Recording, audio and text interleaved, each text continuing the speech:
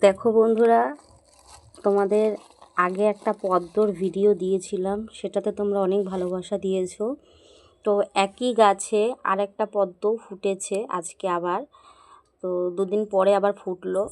আর সবথেকে বড় ব্যাপার হচ্ছে যে পদ্মটা সাদা গাছে, মানে সাদা পদ্মর গাছে গোলাপি পদ্ম হয়েছে। তোমরা দেখতেই পাচ্ছ, আগের ভিডিওটাতে তোমরা দেখেছিলে যে হচ্ছে সাদা পদ্ম, আর এই ভিডিওতে তোমরা দেখছো গোলাপি পদ্ম।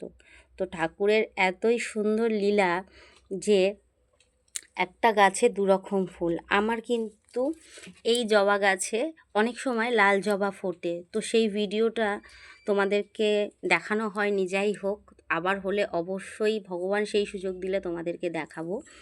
আর এই যে দেখতেই পাচ্ছ এই ভিডিওতে যে সাদা পদ্ম গাছে গোলাপি পদ্ম ফুটেছে। তো আমি তো সত্যি আমার খুব ভালো লাগছে, ঠাকুরের লীলা ছাড়া এটা আর কিছুই না। আর তোমাদের সাথে এরকম কি কখন কিভাবে ঘটেছে বা আদৌ ঘটেছে কি না অবশ্যই কমেন্ট বক্সে জানাবে। আর ধানতেরাসের জিনিসটা আমি মা লক্ষ্মীর মানে ঘটে দিয়েছি, আর এই পদ্মটা আজকে আমি আবার মায়ের ঘটেই দেব। তো আমার লক্ষ্মীটা যেহেতু ছোট, তো দেখা যাচ্ছে না, পেছনে আছে।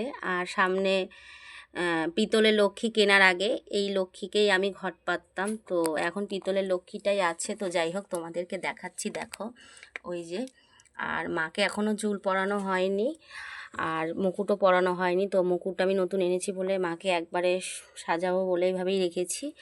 তো অবশ্যই তোমরা জানাবে ভিডিওটা তোমাদের কেমন লাগলো। তো চলো, টাটা।